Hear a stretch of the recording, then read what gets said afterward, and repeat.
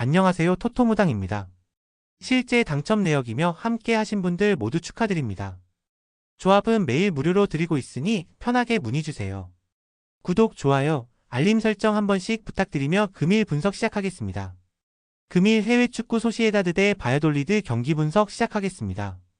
소시에다드는 기본적으로 점유율을 높게 유지하면서 전방으로 침투하는 공격 패턴에 강점이 있는 팀입니다.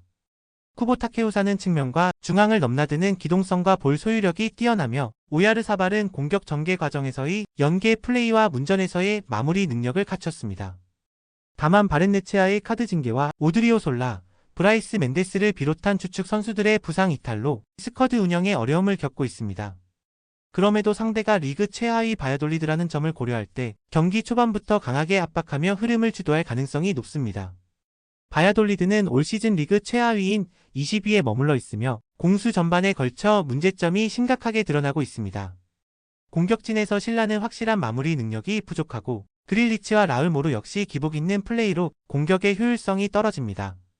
안드레 페레이라, 아르코스 앙드레, 하비 산체스 등 주전급 선수들의 부상 악재까지 겹치면서 제대로 된 전력 구성 자체가 어렵습니다. 게다가 어매치로 인해 체력 부담까지 누적되어 있는 상태라 경기 운영에서 더 큰 어려움을 겪을 전망입니다. 소시에다드 승을 봅니다.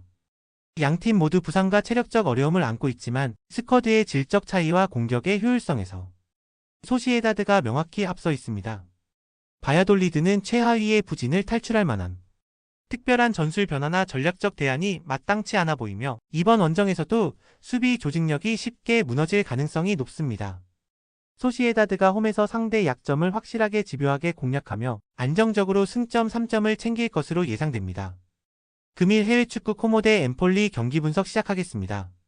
코모는 현재 리그 13위로 중하위권에 머물고 있지만 홈 경기에서의 안정감은 점차 회복되고 있습니다.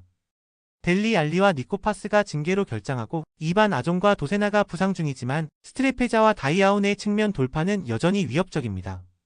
쿠트로네는 전방에서 수비를 끌어내고 기회를 창출하는 역할을 충실히 수행하고 있으며 세스크 감독의 점유율 기반 전술이 점차 정착되고 있습니다. 중원에서의 패스 교환과 전방 압박을 통해 엠폴리의 실수를 유도할 가능성이 높습니다. 엠폴리는 리그 18위로 강등권에 머물며 최악의 흐름을 이어가고 있습니다. 주르코프스키, 말레, 그라시, 파치니, 사조노프, 하스까지 부상자 명단이 매우 길며 특히 중원과 수비에서의 결손이 전력 전체에 큰 영향을 주고 있습니다.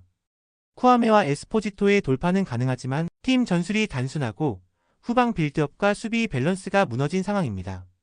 다베르사 감독은 롱볼 기반의 역습에 의존할 가능성이 크지만 전방 압박을 견뎌내긴 어려운 구조다. 코모 승을 봅니다. 코모는 징계와 부상 이탈이 일부 있긴 하지만 전체적인 전술 완성도와 홈에서의 경기 운영 능력에서 엠폴리를 상대로 우위를 점하고 있습니다. 엠폴리는 주력 자원 다수 이탈과 수비 밸런스 붕괴로 인해 반전의 계기를 마련하기 어려운 상황입니다. 결국 코모가 안정적인 운영으로 승리를 가져갈 가능성이 높습니다.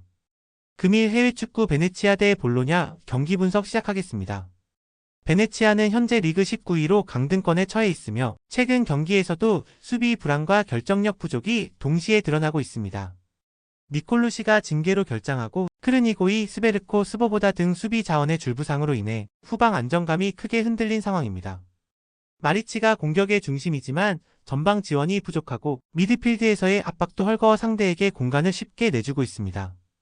디 프란체스코 감독은 홈에서 수비 집중력을 높이며 실점 최소화 전략을 펼칠 가능성이 높습니다.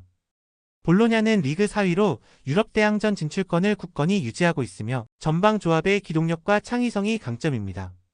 주전 스트라이커 카스트로가 징계로 빠지긴 했지만 오르솔리니와 은도에가 전방을 폭넓게 활용하며 득점 찬스를 꾸준히 만들어내고 있습니다. 오드가르드의 이선 침투와 중원에서의 간결한 패스 전개는 볼 점유율을 유지하는 데 기여하고 있습니다. 이탈리아노 감독은 점유율 기반의 주도권 운영과 측면 전개로 베네치아 수비 라인을 공략할 전망입니다. 볼로냐 승을 봅니다. 베네치아는 수비 조직이 무너진 상태에서 경기 템포를 끌어올릴 수단이 부족하며 공격 전개도 단조롭습니다. 반면 볼로냐는 카스트로의 이탈이 있더라도 전반적인 전술 운영과 중원 컨트롤에서 안정감을 유지하고 있으며 득점 루트도 다양합니다. 결국 볼로냐가 원정에서도 경기를 지배하며 승리할 가능성이 높습니다. 금일 해외축구 바이에른 뮌헨 대 장크트 파울리 경기 분석 시작하겠습니다. 바이에른 뮌헨은 리그 1위를 유지하고 있으나 이번 경기에서는 다수의 핵심 전력이 이탈했습니다. 주앙 팔리냐가 징계로 결장하고 코만, 김민재, 파블로비치, 노이어, 부흐만까지 부상으로 나서지 못했습니다. 수비 라인과 골키퍼까지 흔들린 상황이지만 케인의 결정력과 무시할라의 창의적인 침투, 그나브리의 돌파는 여전히 막강합니다. 콤파니 감독은 공세적인 운영으로 전반부터 승기를 잡으려 할 가능성이 높고 중원의 점유율을 바탕으로 상대를 압박할 것으로 보입니다. 바이에른 뮌헨 승을 봅니다. 바이에른 뮌헨은 수비진의 이탈로 안정감은 다소 떨어질 수 있지만 케인 무시알라 그나브리로 이어지는 공격 조합이 상파울리의 수비 조직을 붕괴시킬 가능성이 높습니다. 상파울리는 다수의 부상자 이탈로 인해 수비와 중원에서 경합력을 확보하기 어려운 상태며 원정에서 버티기조차 쉽지 않은 경기 흐름이 예상됩니다. 결국 바이에른 뮌헨이 다득점 차 승리를 거둘 가능성이 높습니다. 더 많은 경기의 정보와 분석이 궁금하시다면 영상 하단의 댓글을 확인해 주시면 되겠습니다. 높은 적중률을 위한 방법은 양질의 정보입니다. 무턱대고 남들 따라 했다간 손실만 볼 뿐입니다. 최대한 전문가의 도움을 받아서 양질의 정보와 높은 적중률을 경험해 보세요. 주저없이 유튜브 여러 전문가의 도움을 받아보시는 걸 추천드리고 당장 수익을 위해 가입비 내고 이용하는 곳에서 절대로 이용하시지 마시고 유튜브 여러 영상을 참고하셔서 베팅하시는 걸 추천드립니다. 오늘도 영상 시청해주셔서 감사드리고 건승하는 하루 되시길 바랍니다.